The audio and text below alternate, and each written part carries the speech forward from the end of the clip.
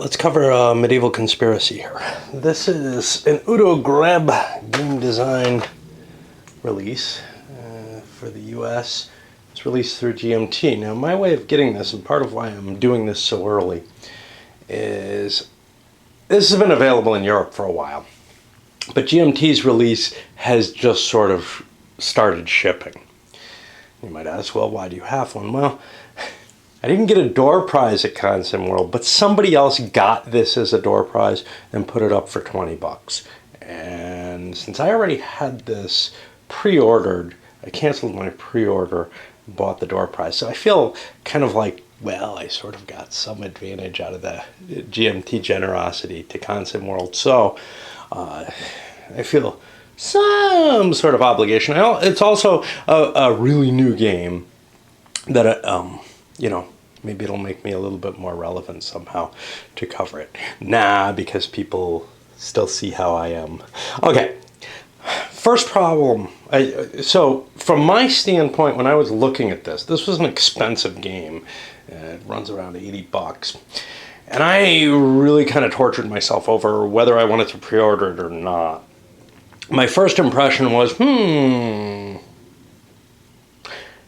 this is the subject that I really want to deal with, that being political intrigue in the Holy Roman Empire with a goal towards becoming the emperor himself and getting yourself elected emperor and being able to establish a dynasty the way the Habsburgs do, although the game doesn't go that far.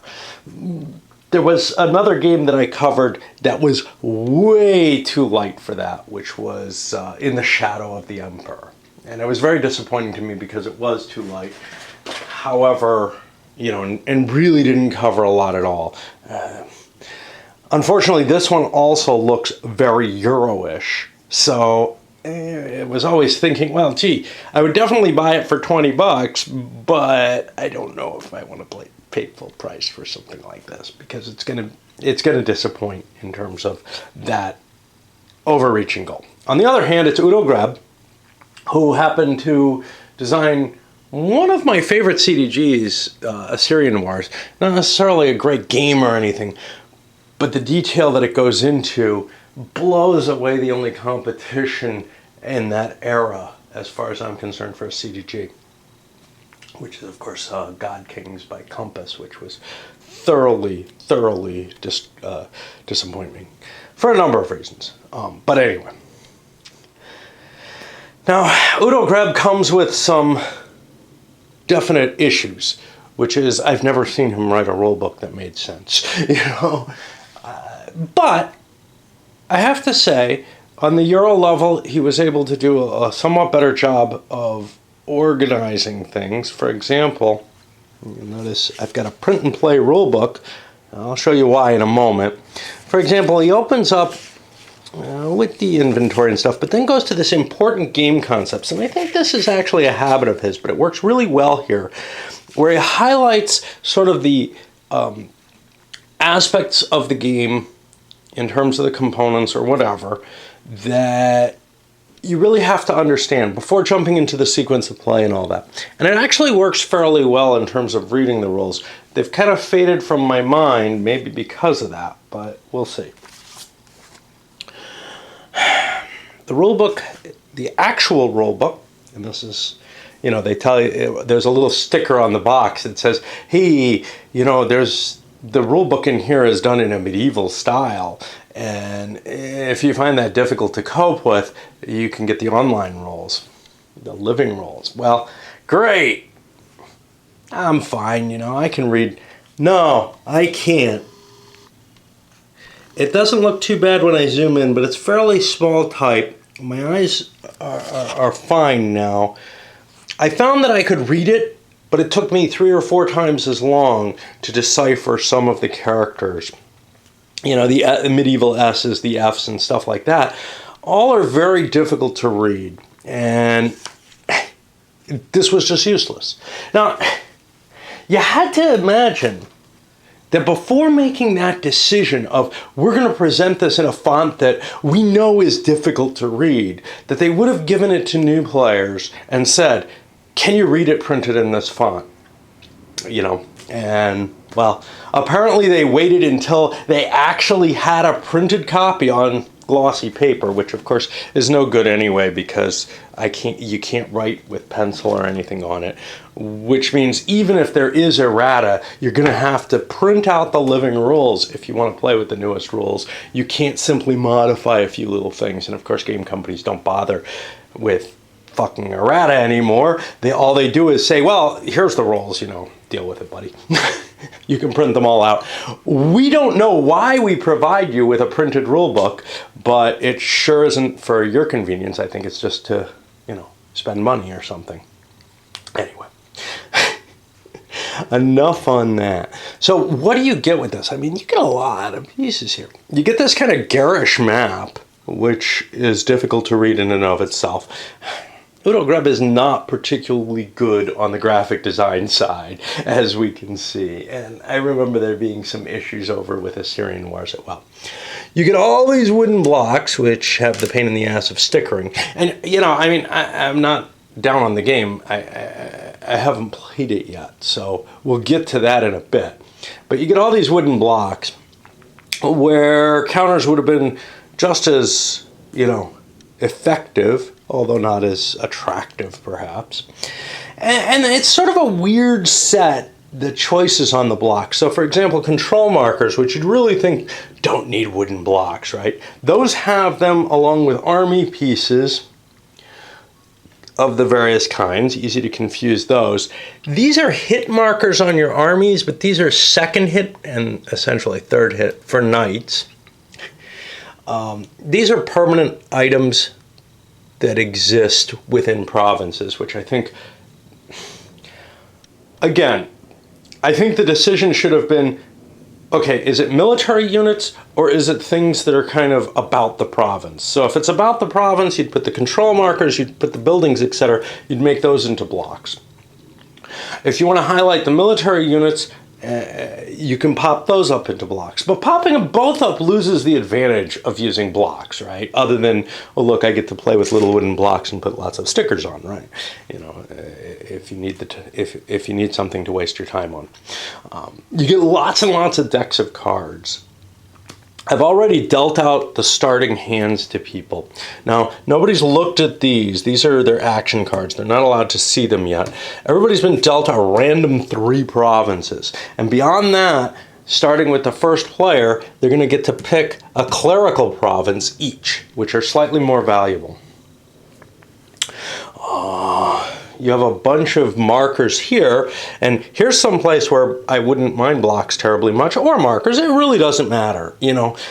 I can see the difference of bumping one, the military or the infrastructure, out on the map board, but on counter tracks, hey, it doesn't really matter, but there's no real penalty to using blocks, except you get stacks that are too big if you use them. So you got these little markers, which aren't, the picture's shown, and then there's these tracks that you're going to put them on. The tracks have no zero space, which means your markers stay off the map or piled up somewhere near the tracks or something until they can actually make it on it. You have a couple little weird dudes here. I don't remember what they are. Like I said, okay, the active player marker, which is going to show whose turn it is. Oh, that blends in real nice on my table. Great. Okay. And then this, which is the itinerant priest, and it looks kind of like a boat. So we're going to assume he sails everywhere. I hope there are rivers everywhere. Doesn't look like he can get here or here. No, he just moves around the board, and he provides certain advantages to the person who controls him and has him in that space. The cards themselves for the provinces indicate where they are on the map. Again, everything in this game is written in that font, so your event cards, etc., are going to be kind of difficult to read, perhaps. But not too bad. It's like Once Upon a Time. You can kind of read some of it. You just have to get used to the W's and the S's and stuff like that. They're a little different than you'd expect them to be. You have some spaces on the map other than these tracks that are meant to cover your religiousness, your war glory or something like that, your bags of something or other, and your money. Over here, I guess these are the training areas. The things on the board are not well described. So what's going on over here, these little red trade routes, those are described, sort of. Like the coins are just to mark that a trade route is worth that much. I guess. Again, but you know, these locations here, which as you read the rules, you begin to realize, well, that's what that's for. That's why I'm not sure what this track and this track are really for. This one may be victories in combat, or it may be how many units you have, or something like that. This one, I got no idea. I think it's that may be your income, and this is your actual money. But again, I don't know, because we've got these coin markers, so I don't think that this is meant to be your cash on hand, and that's meant to be your income. So again, that may be your trade route value, but why is that separate from the rest of your income? I don't know. And again, you know, the rules don't tell you. It's an Udo Greb game, that's what you have. Likewise, I have these, which I think have something to do with the number of events that come up in something with the sequence of play.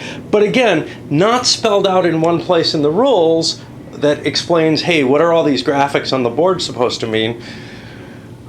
Since there aren't boxes for all the cards, and there's this little box here, which I can't figure out anything to do. It's the... Oh, I bet you store your electors there, maybe? I don't know. There's 7 electors. I thought at first this is where you store the electors. But this seemed like a good place to put the elector cards for now. Again, I don't know. They do tell you to put them by the board, so maybe that serves some purpose. I don't, you know, I did not capture from the rules. So, let me pause for a bit and I'll be back. The thing you get is this combat chart. It's going to be kind of like a little battle board. It's really an abstract type of thing. You're not maneuvering around on it much or anything. You're just setting up units across from each other and rolling dice to hit each other. Not too different from how combat is handled in, say, La Grande Guerre for navies, to tell you the truth. Okay. So let's look at the actual readable typeface rulebook. And we'll see what we're looking at here. All right, so let's follow their concept of describing the rules with this important game concepts. You know, it's like a glossary in some of the other things, but in some other rule books, but it gives a little bit more, and it gives some of the impetus of the design, actually, which is kind of cool. So the first thing is action cards. Everybody's got some of these. You get them at the beginning of the game, and you get them throughout. And you can either use them to play for whatever action they have on the card, or you can discard them, pay 80 ducats, and you get a mercenary unit. Now your mercenaries are, I guess, your own colored units, because these are hit markers from what I can tell. The description is the hit marker is here, second hit on the night marker is here. This is really hard, so I don't know what these glory markers are either. But these suckers appear to be the second hit marker. These are the only thing that I can conform with the first hit marker. And then on the other side, we have these captured markers. Now, these are applicable to more units than the others. The others only apply to knights. So there's an understanding of why they chose to put certain, and need to be double-sided, why they chose to put certain units in this 3 different types of hits that can accrue. Certain units on the block, certain not. But you know, it's more of a, oh gee, well, we can use these as hit markers on blocks, but we really can't afford to put that many blocks. We have this many extra counters. It really seems to be that their design decisions had more to do with the components that they were planning on producing in terms of, you know, number of counters available, rather than anything having to do with some sort of, you know, coherent design decision relating to what to use blocks for and what to use counters for. Or maybe I'm just missing it. Okay, when you play a card, if it has an effect on an immediately previously played card, they're sort of unwound in LIFO, last in, first out order, like a stack, which means you kind of you can trump in on cards with the other cards, with later cards. Boo, boo, boo, boo, boo, boo. Okay, the concept of active player, that's the person whose turn it is. It passes around as the game goes forward. Auction. So auctions in this game, so this is kind of interesting. They give a little section on auction, and bribery is even more humorous. There are auctions for event cards, succession of electors and lords, and bishops. A player must immediately show his bid to other players, so cheating is not possible. If a player plays the Magister of Trade card, he has to show the full bid before it is cut in half. Okay, so there's lots of specifics in there, but not really what they mean by auction. The only thing that has anything to do with what they mean by auction is a player has to show his bid immediately, so cheating is not possible. Which leads me to believe that the auction is some sort of straight overbidding situation, and you actually just show your coins that you're bidding. Now, your money is normally hidden, although it is, I think, trackable throughout the game, but which of course some people have real problems with. But the thing is, okay, so this is how you explain this? You know, you go into specifics about a couple of different things that don't explain that concept very well at all, and then don't bother to actually explain what you mean by auction, because there's so many different types of auction available. And, you know, it could be a blind bidding type situation where everybody puts their money forward and reveals it at once. Not explained here. And that's very Udo Greb, to just assume that you're reading his mind and understand what he means. Well, why bother with a fucking rule book in that case, right? Okay, bribing is even funnier. Bribing is not allowed unless otherwise specified. Bribing is never actually explained in the game. There are times when you're allowed to bribe people for something, but just what you're allowed to bribe them with is not at all restricted or left unrestricted either. There's no explanation. So, for example, can I give territory? Can I give my cards? Or am I only limited to money and, a blowjob under the table? What the hell? No, nothing. Nothing is explained here. Well, make up your own rules and preferences as to what you're allowed to trade. Castles, you're allowed to build one castle in a territory. That's going to give you additional income and additional defensive capability. And that's these suckers. Okay. And, this is sort of a random selection. So they explain castles, but they don't explain monasteries, which have pretty much the same effect. Except you can put a relic in a monastery. Okay, and then well, maybe we get to them, because they go into the whole rules of combat here in the general concepts of the game. Okay, so I thought this worked well, but it really doesn't. Now that I look at it a little, oh, there's the monastery. Okay. All right. So yeah, at least they do explain those. Child heir. So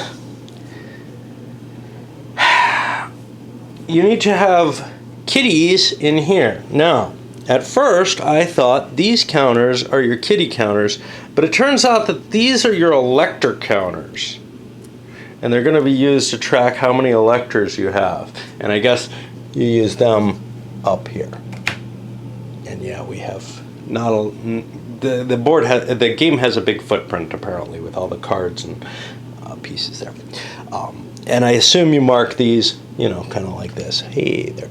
Good choice that they use circles, little circular counters instead of those big square blocks. The blocks wouldn't have fit nicely. I'm not sure the circles do either. That looks like a crowded box, but whatever. Okay. I thought that those markers were for the kitties. It turns out that I guess you put these things in the kitty box. And you get like 4 of these at the beginning of the game.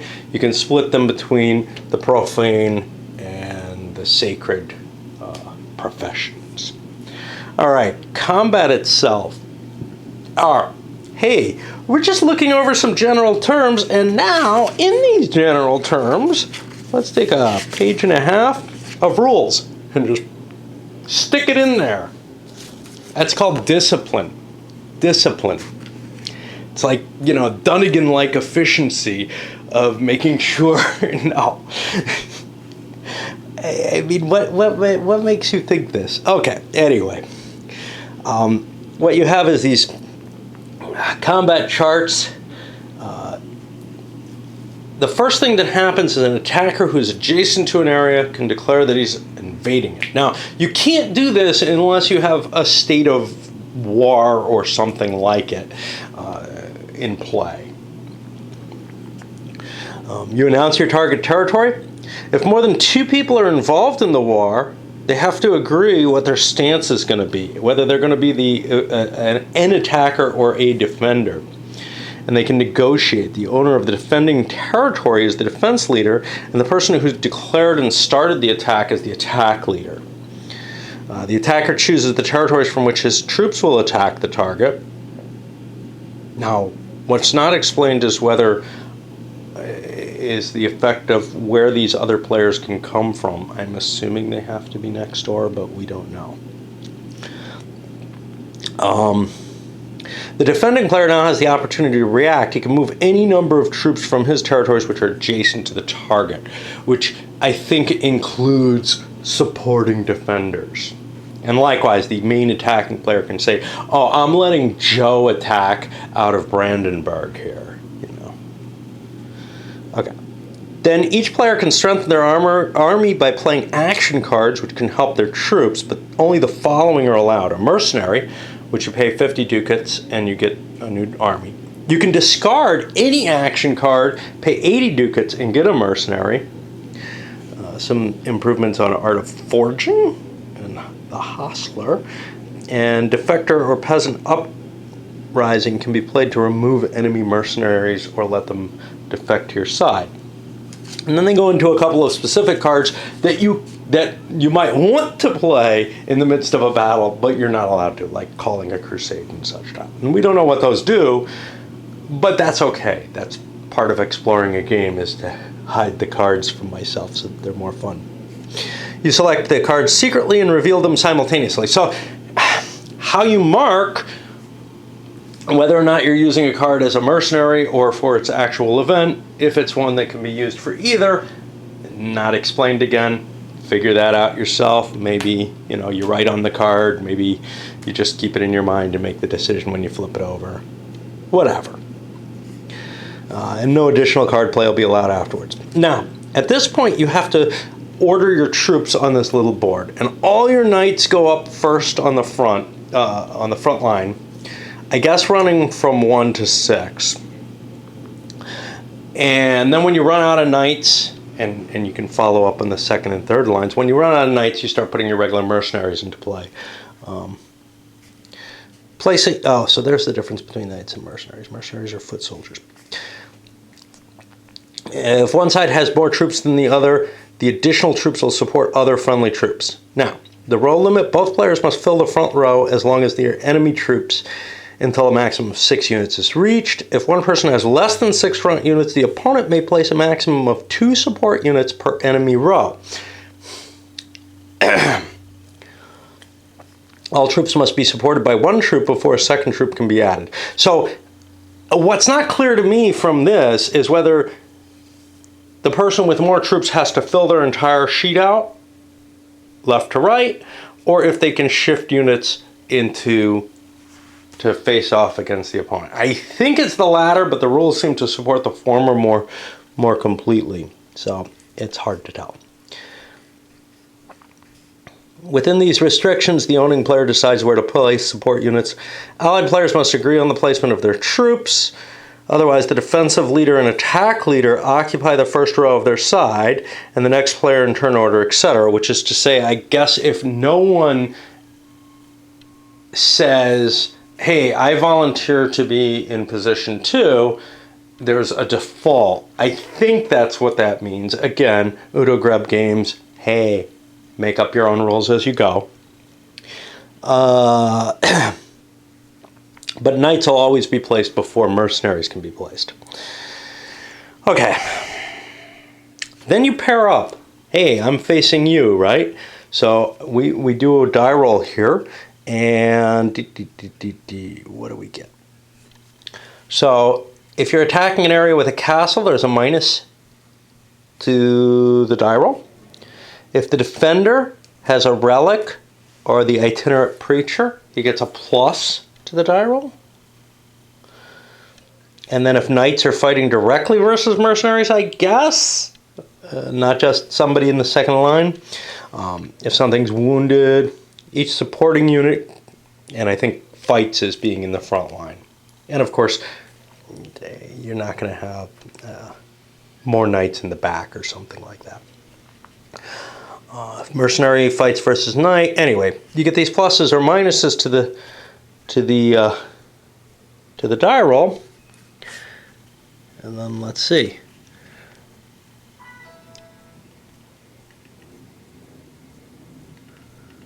So each person rolls some amount of dice. How many? Is it 1 or is it 2?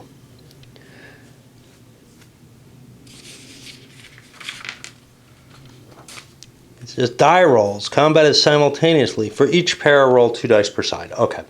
And if you net 7 or more after all your modifications, you cause a hit. And you get one of these, or they get upgraded. A result of 12 or more causes 2 hits and 2 step losses. When the troops hit, you put a hit marker on it. Only front units can take step losses, unless the front unit is killed and there's an excess hit coming through, which goes to the second unit. Okay. After each combat round, the attacker and then the defender can withdraw some or all of their troops. They must roll a die for each withdrawing troops. On a 6, they take another step loss. If the unit's wounded already, it takes that extra step loss on a 5 or 6. And that's nice, because these battles, in fact, the penalty should be greater if it were to represent just a battle. But given that they're kind of campaigns, whatever, I feel like it's a good representation of the bloodiness of a rout. Or I don't know if it really represents much at the strategic level, but whatever. There should be a penalty for disengaging, and I like that there is, for early withdrawal. Combat resolution, 2+ combat rounds. If you're still there, you pair up some other units and a chance to withdraw and so on. If the front unit is killed, the next support unit takes place. After each combat round, both sides can reorganize their battle setup. Okay, so I don't know. Let's see what that means. The combat chart has 3 lines of 6 spaces. No more than 1 unit per space can be placed. If one side has more than 18, okay. So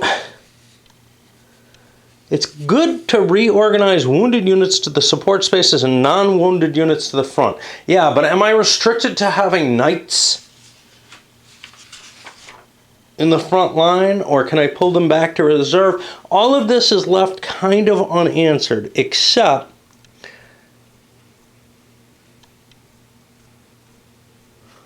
no, they can go to the reserve. Of course, I can withdraw units completely from the combat, but my feeling is that the knights have to be in the front row if they continue in the combat, which fits a little bit with the medieval chivalry, and when you look at things like Agincourt,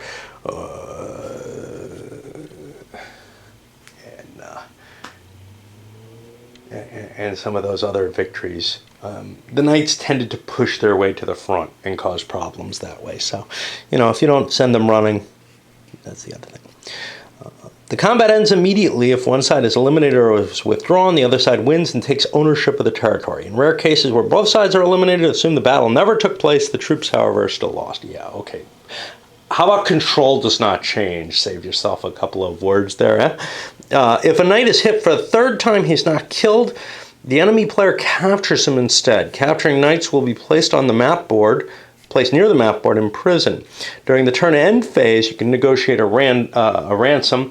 If you somehow take 4 hits on a knight, and that can happen, if he's got 2 hits on him already, he could take 2 more, and then he's actually killed.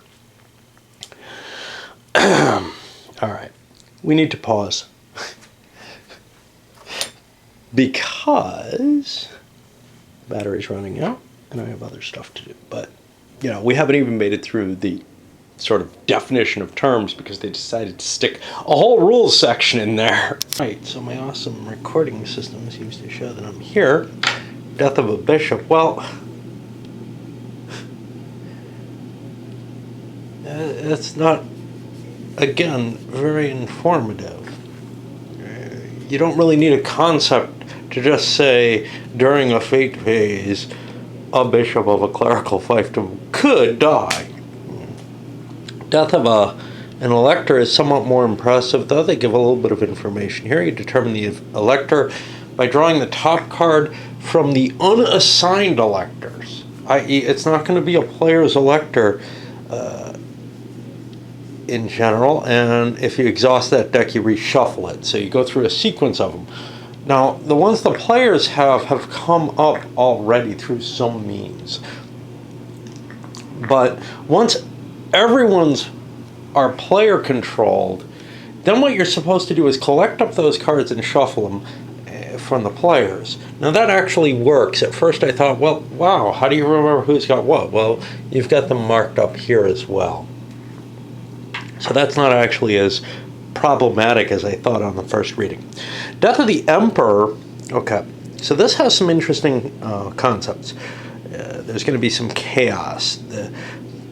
First, you determine if one player is going to become the Emperor. Now, this is kind of twisted, actually. Basically, we'll see this a little later. It's going to be based on the electoral voting, but not quite the way you'd think it would be, which I find bothersome. Anyway, if nobody becomes the Emperor, in which case the game's over, each player is allowed to build a castle for 150 ducats. Now, do we know if this is all covered later? Again, we're going into real specifics in the rules here rather than concepts, right? Additionally, in turn order, each player may announce one of their own territories to start a feud into an adjacent territory, except for an electorate, and try to occupy it. These attacks are disturbing the Reichspeace, Frieden. All territories from which the feud starts fall under a ban, in which case anybody else can attack them immediately. Now, there's no description that this feud allows you to attack, and I don't think it's ever covered that way, but that seems to be the implication. So what's not clear, though, is, hey, what's the timing of these different things? So we'll see if we can figure that out as we go along. If the player starts a feud, survives the war, he may then advance into the announced territory above and occupy it. Okay, wait. Okay, so you just get a territory for free. It doesn't seem to matter whose it is. Okay, so it is spelled out. Unless other players are able to stomp your territory by attacking it. All right, let's keep going. All wars are resolved in turn order, i.e. first the active player announces the order of wars, then the next player goes on. At the end of all wars, each player places a family control marker accordingly. Okay, so this is a little weird. Not quite what I expected. I thought you'd have to fight for territories, but whatever. During the fate, okay, death of a lord. If a lord dies, well, that happens. The electorates. So there are 7 electorates. 3 are clerical, and 4 are profane. And hopefully those align with them. I don't know for sure. And you'll be able to buy these at an auction after the elector dies. If the emperor dies, the electors decide who will be the successor. Each electorate counts as 5 glory points for the owner during the election procedure for the new emperor. Furthermore, the electorates may not be attacked. Let's see what glory points mean, but... Okay, the electoral votes. After you get an electorate, you place the electoral vote marker in the appropriate place on the elector board. The electors the electoral votes become player controlled by an auction or indirectly by use of a master card. Electors not marked with the electoral vote marker of a player are neutral and vote for the neutral candidate.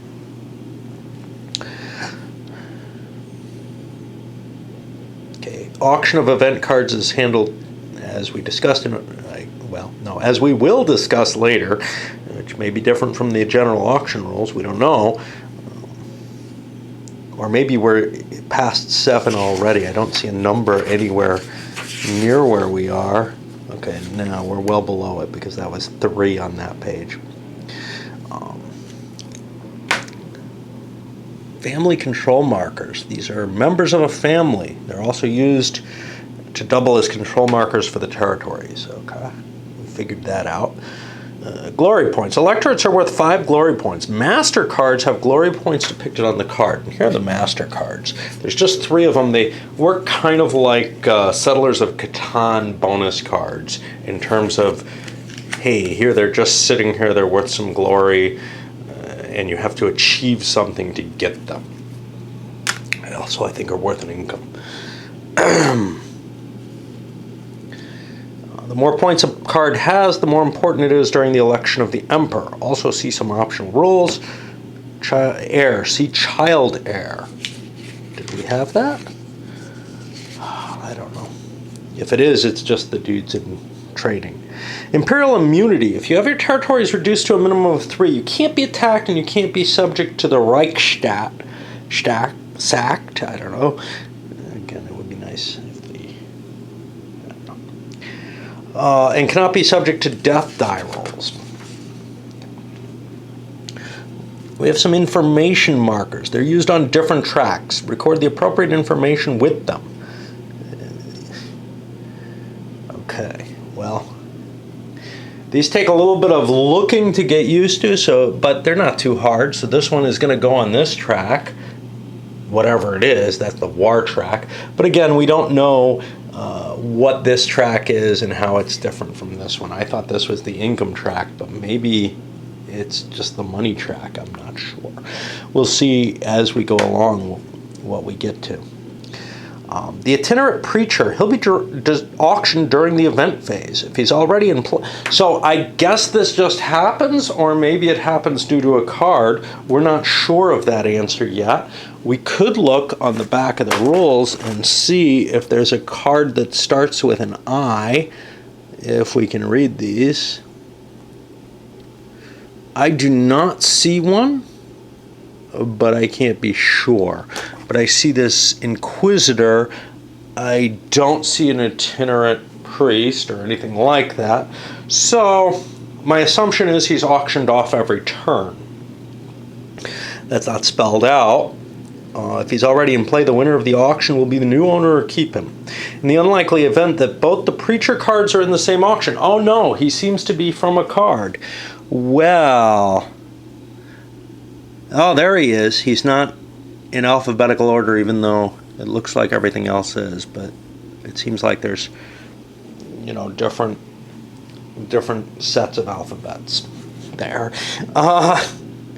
Okay, so he does come out from a card, and if both come out in the same auction, the second one gets discarded.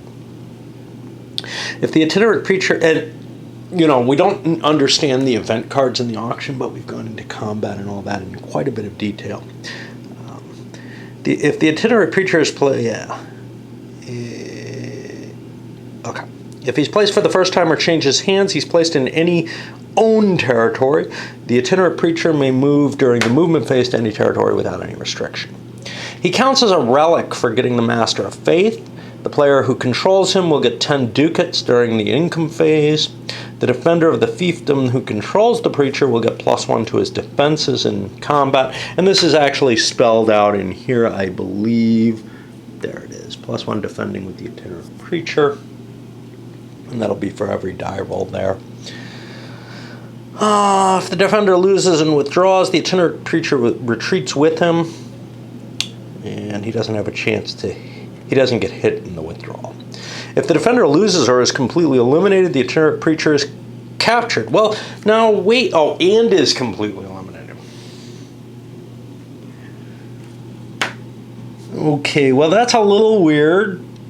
I guess he sticks around till your last guy and either withdraws with him or dies with him. And he'll be placed near the map board in prison. And this can happen to knights too, where they end up controlled by another player. Okay. The master cards, here's an explanation of them and some things about them. We'll see. Income appears to be this symbol, if we can see what that is. See, that looks like it's this piles of gold as opposed to these piles of wheat. I don't know what the piles of wheat are.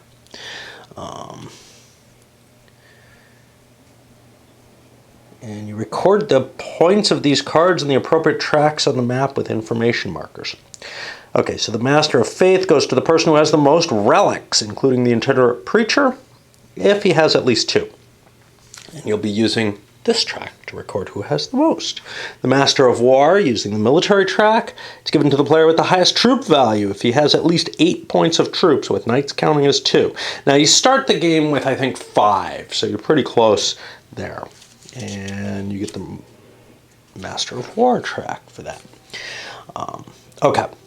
The Master of Trade is the player with the highest income from trade routes, as long as he has at least 80.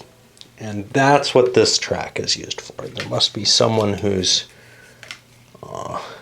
yeah, there we go. So that's going to be... each of these tracks is to handle one of those cards. I wasn't sure what they were. Again, I've read the rules, but... like many things, they kind of blur very quickly. And when a game... you know, when you don't play around with the pieces on a game, it's sometimes difficult to capture these things in your mind.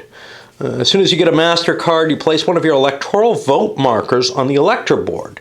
It has to be an electorate which is not owned by another player, one of the neutral ones. If a player later gains the actual electorate, you get bumped, and if there's no room for you, you don't get it. But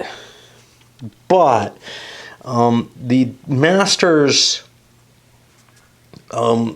have a precedence. So the Master of Trade is the worst of them all because he has the least glory points, and he gets booted completely and someone else can take his place. The next is...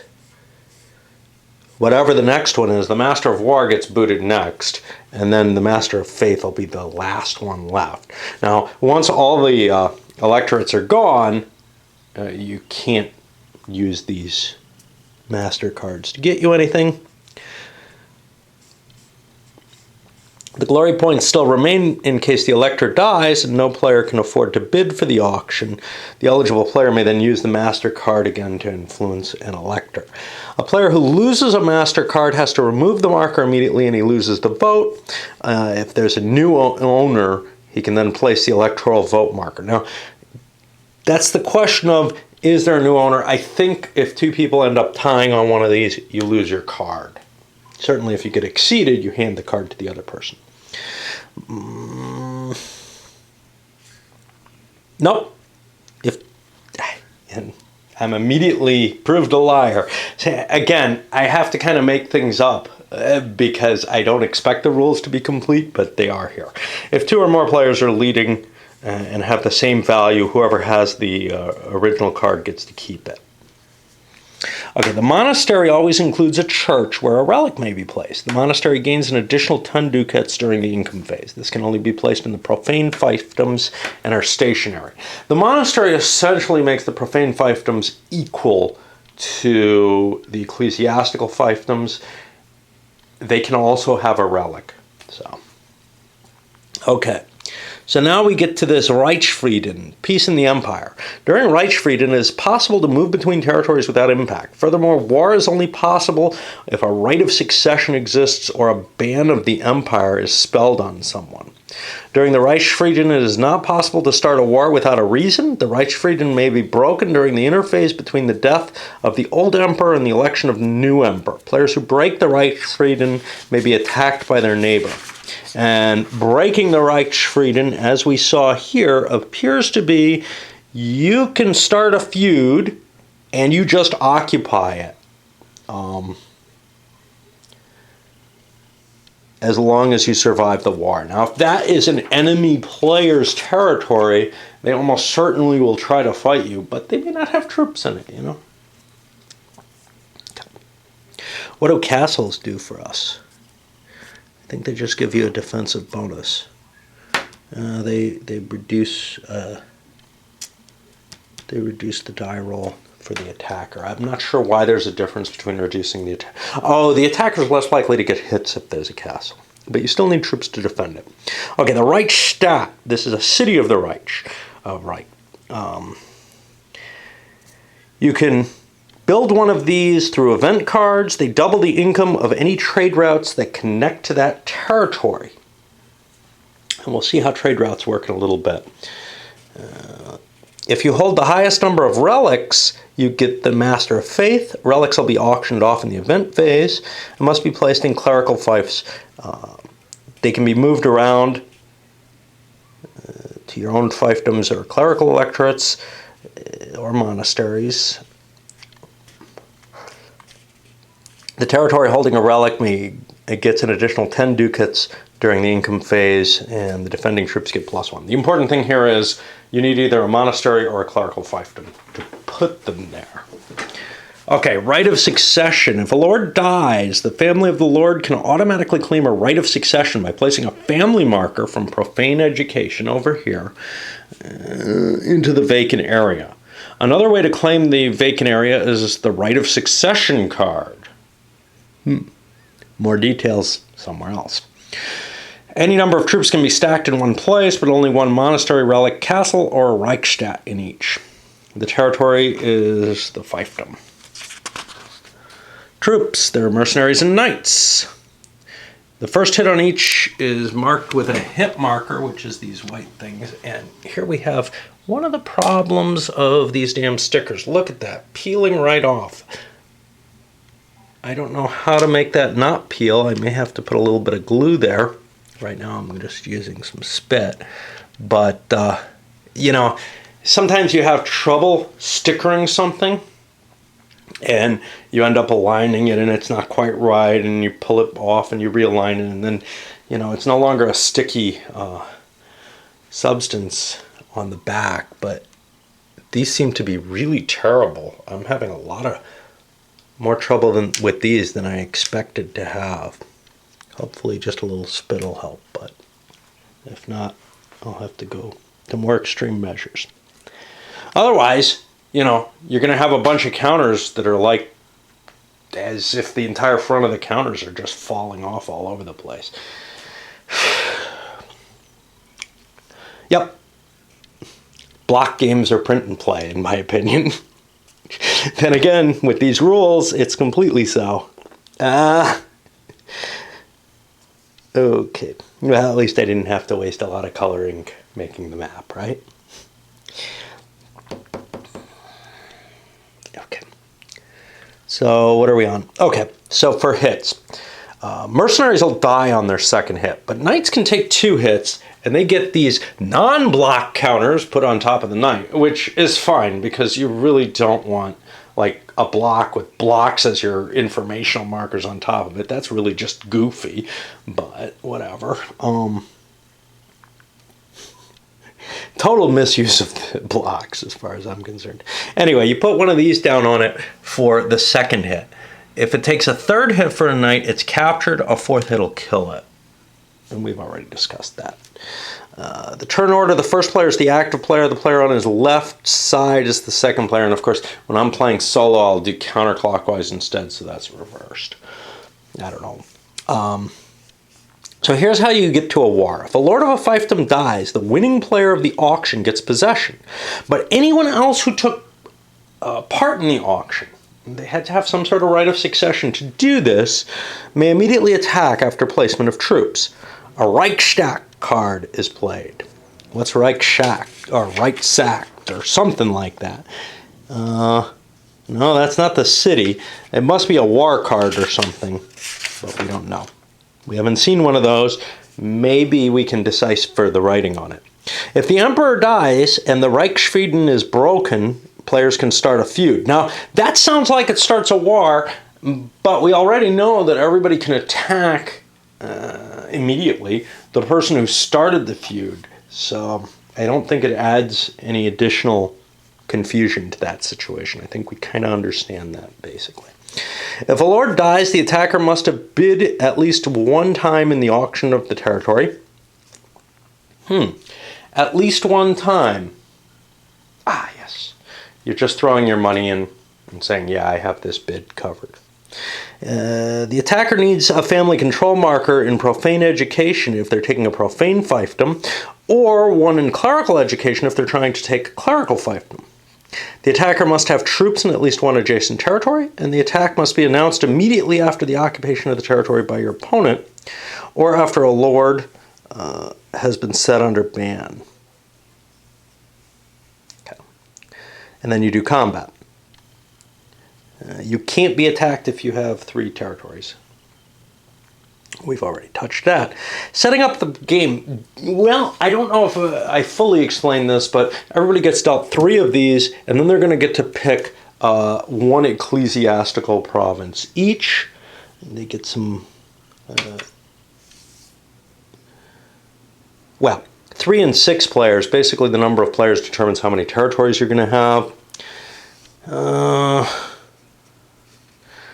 Then you record your income. I've already done that. Everybody's going to have the same. It's going to be 30 for 10 of each of these, and then 20 for the ecclesiastical fiefdom. Everybody's going to get 2 mercenaries and a knight, which they get to secretly disposition in their territories. Now, what they do is they turn their territorial cards face down, so you can't see what they have. But the trick to all this is the ecclesiastical territories, and this is intentional. If I can find them, these have a different back. So if you're raising, regular troops, nobody knows where you're putting them. But if you're raising ecclesiastical troops, everybody knows just where you're deploying them. Now, what's interesting here is, if you're playing in less players, you have more territories to cover. So you may have to worry more about the possibility of somebody just, being able to overwhelm you numerically. Of course, they can't just go to war with you without a card, so. Or without the emperor dying, which comes from a card.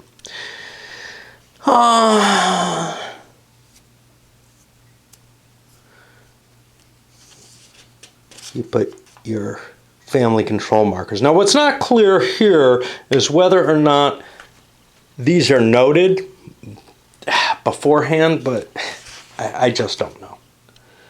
Because you actually dispose of your troops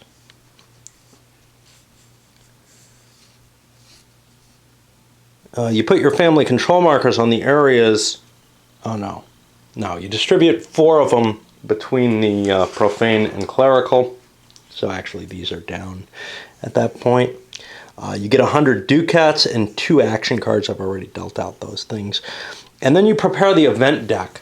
And the way that's going to happen is you take an electoral death and an imperial death and put it in the bottom third of the deck and the middle third of the deck and shuffle those together and you construct it.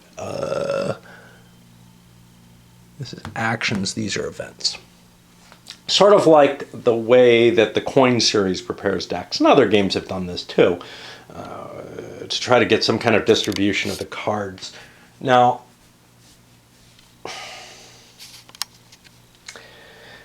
one thing that's weird is the rule book tells you a certain number of cards, which is different from the number of cards you actually have.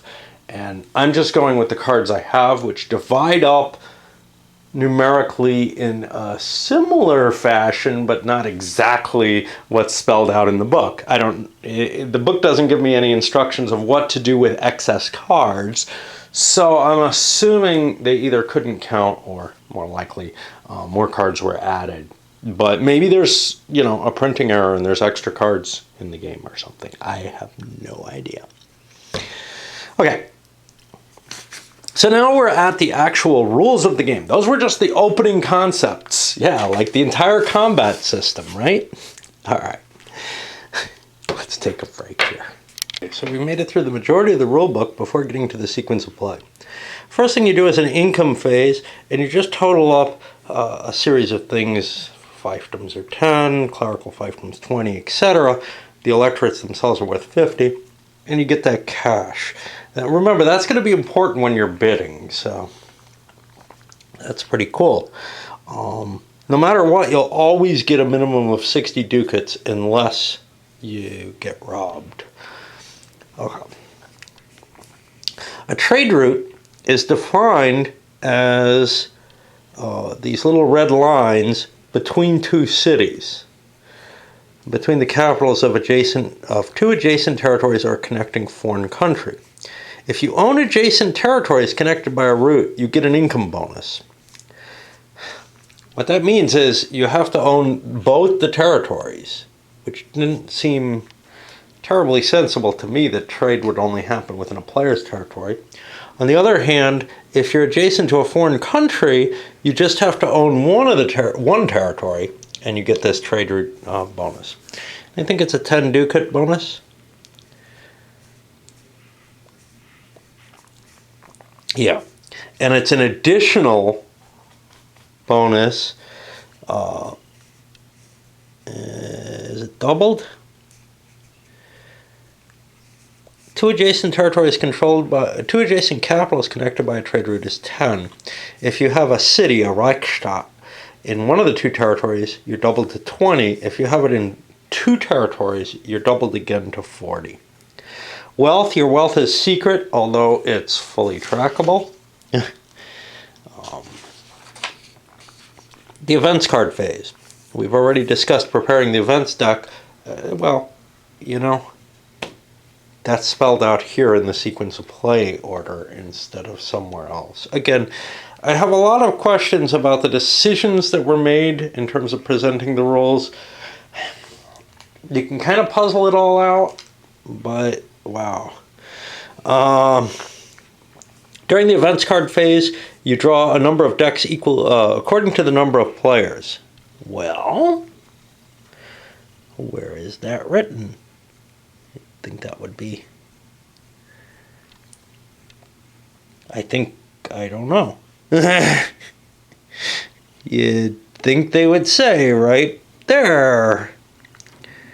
Okay, if a death of an emperor is drawn, it's resolved first, and then deaths of electors are resolved. If more than one is drawn, they'll be resolved before any other event, even if this means resolving them twice in the event cards phase immediately. If two itinerant preachers, though, are drawn, one is discarded. Okay, so I guess face up in the appropriate slots, that's these spaces, not explained elsewhere, but they're all that's left. I guess according to the number of players means equal to the number of players. The other remaining cards are sold by auction.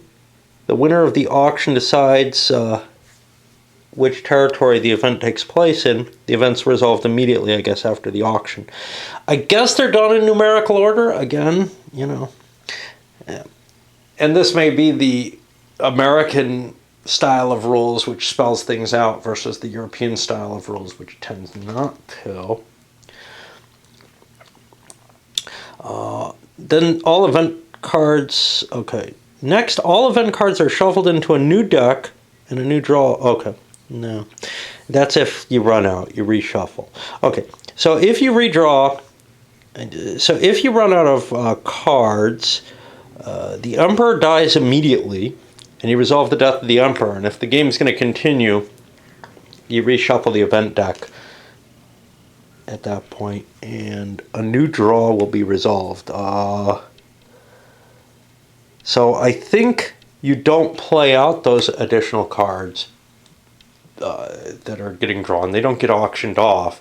You just do the death of the Emperor immediately, and then you reshuffle the entire deck, which could result in the death of the Emperor or electors being kind of bunched together. That's still possible, but it's probably less likely due to the way you stack the deck.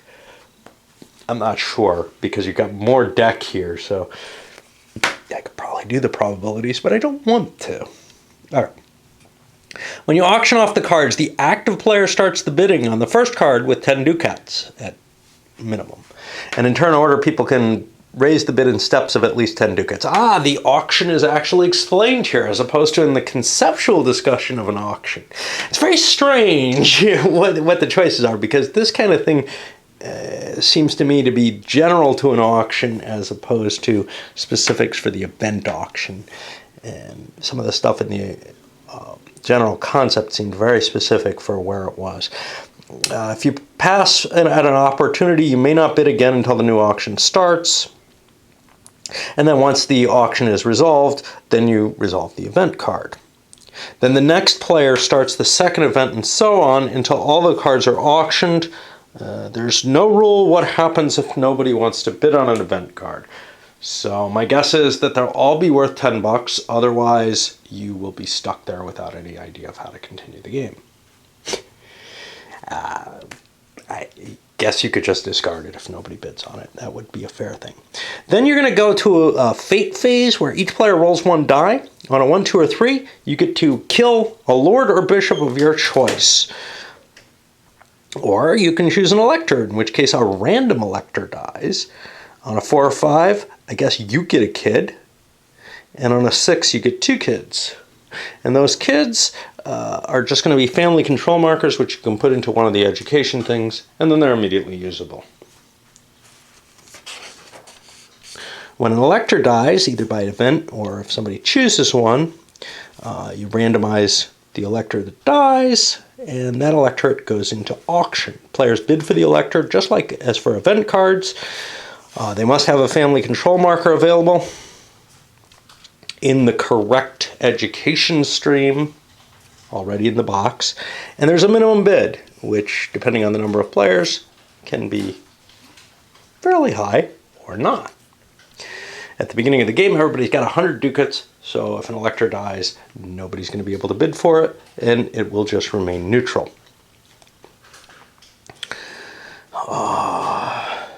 If a lord dies and there are 2 or more players who can claim a right of succession, now, one person gets it for free, the person who owned that lord. I don't know if you can target just a random lord,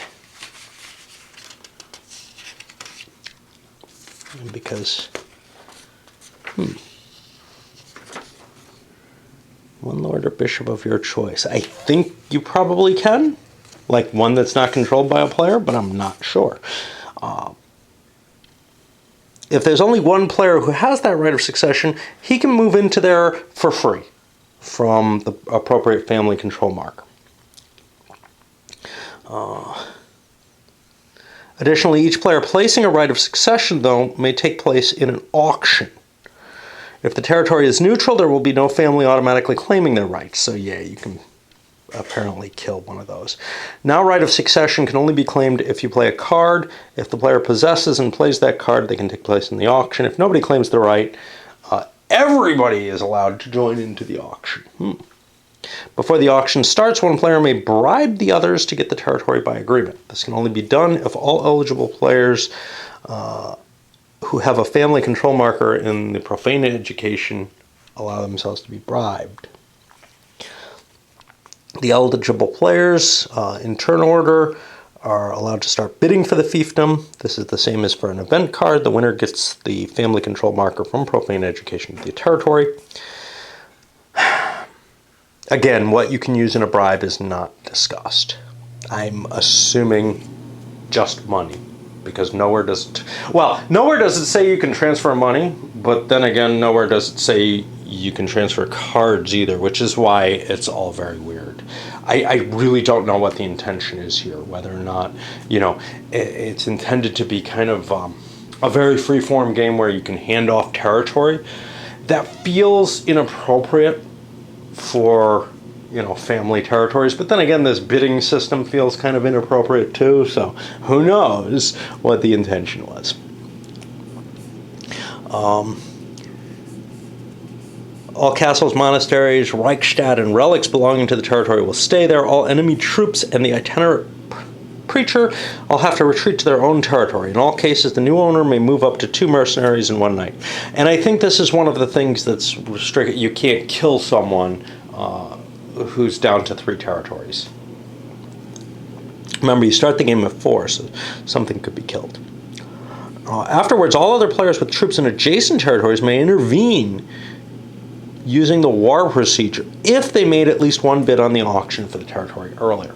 So if you've got a successor who's, aligned with your side, whatever that is, it probably is not your family per se, even though that's kind of represented that way, which is why the bidding might make some sense.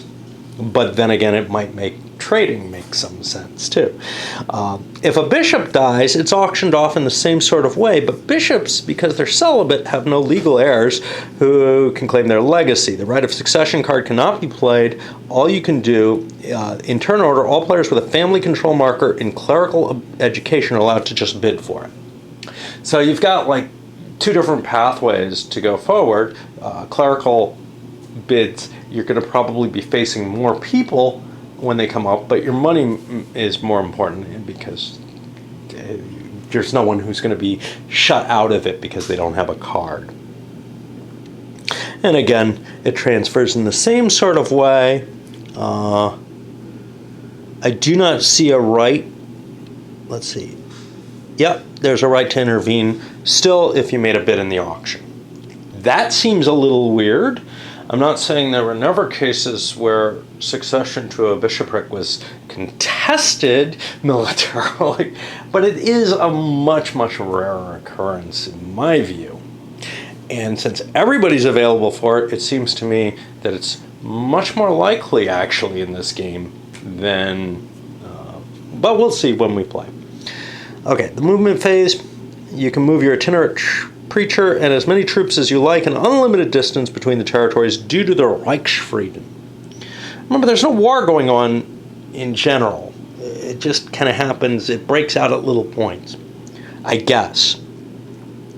Relics can also be moved between clerical fiefdoms, clerical electorates, and profane fiefdoms with, I don't know what the difference between clerical fiefdoms and clerical electorates. Electorates, yeah. And profane fiefdoms with a monastery. Action cards. Each player gets an action card in turn order. The hand limit is 5. If you already have 5, you have to play or discard one immediately. There's no limit to how many you can play in a phase. Any action card can be discarded to buy a mercenary for 80 ducats at any time except during combat, when it's only allowed right at the beginning of the combat. On request, each player must reveal the number of action cards in hand. I don't know if that's in general. Used action cards are put into the discard. If the deck is exhausted, you reshuffle it. Sometimes timing of playing an action card is decisive. The last card played takes precedence over the second last, etc. We've already talked about that. At the end of the turn, players can negotiate ransoms for captured knights. Again, not really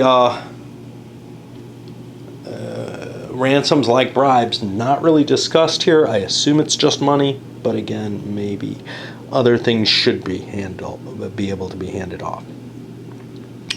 If an agreement is reached, and certainly agreements could be made, but whatever. The appropriate knight or preacher will be placed in an own fiefdom. The reason I don't want, one reason to say that probably you can't just transfer territory is that you're not allowed to drop below 3 through certain game mechanisms. So would you be allowed to give one away under those conditions? And that would require a whole slew of additional rules, or at least clarifications. Because I think it's actually limited at 3 rather than below, and do you make yourself then more vulnerable? I don't know. If one player is elected Emperor of the Holy Roman Empire after an election, the game ends immediately. To be elected, you need the majority of the 7 electorates, or by winning ties. Okay. The game ends in one of 2 ways. During the game, the Emperor will be deposed as soon as a player has 4 electors, or if after an election, the player is elected Emperor. So anytime you reach 4 electors, hey, the Emperor is gone, and you're elected. That I do not like. It's very ahistorical. There may be times, again, when the Emperor was deposed. I can't think of one offhand. I can think of ones that were excommunicated and had a lot of trouble, but they weren't simply removed ever successfully that I can remember. But anyway, if after an election a player is elected emperor, right? Okay, so how do you get elected emperor? When a death of an emperor is drawn, the electors have to vote for a new emperor and then build castles and resolve all feuds. The votes will be gained in two ways. Either a direct vote, if you own the territory and have an information marker on the electorate board, or a neutral vote through the possession of a master card, as long as they're neutral electorates. Remember, the master cards give you one of these of your choice that's neutral. Neutral electors always vote for a neutral candidate, I guess if they're not your neutral vote. Electors controlled by a player must vote for that player. If the elector is influenced by a master card, he must vote for the owner of the master card. Now you count your votes and add together all glory points. The candidate with the most glory points will be elected and wins the game. If there's a neutral candidate, the game continues. Well, I think we need to look at the electors. If we can find them. They have glory on them. They all have 5, I guess. But you have other sources of glory. There are glory counters here, which maybe come from some of the cards. Maybe you just gain glory for some things. The master cards have a small amount of glory on them. Not tiny. Okay. So what happens here? The candidate with the most glory points will be elected and wins the game. If this is a neutral candidate, the game continues. Which means probably all the electors won't be disposed of before the game ends. Because, you know, if you get down to 1 or 2 electors, somebody probably has enough total glory to have the most, in which case they get elected and win. We'll see how quickly that goes. Again, not quite what I'd look at. What I would look at is something where you need to get 4 electors. That was the limit. If you didn't have 4 electors, you don't get it. Which means that, you know, any player who can't assemble 4 electors or somehow influence the neutrals in some way is not going to be elected the emperor. And in fact, some kind of, you know,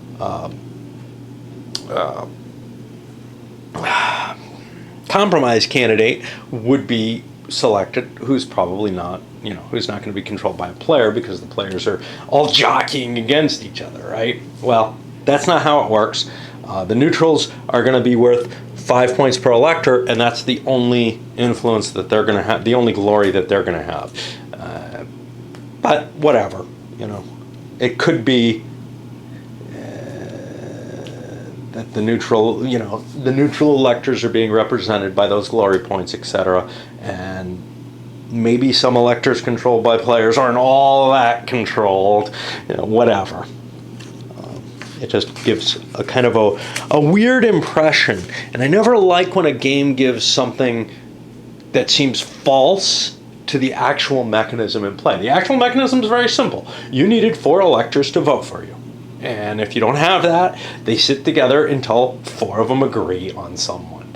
And obviously that's not going to, you know, if players were in place, none of them are going to give each other victory, which would be an everlasting game, which is probably what's against it.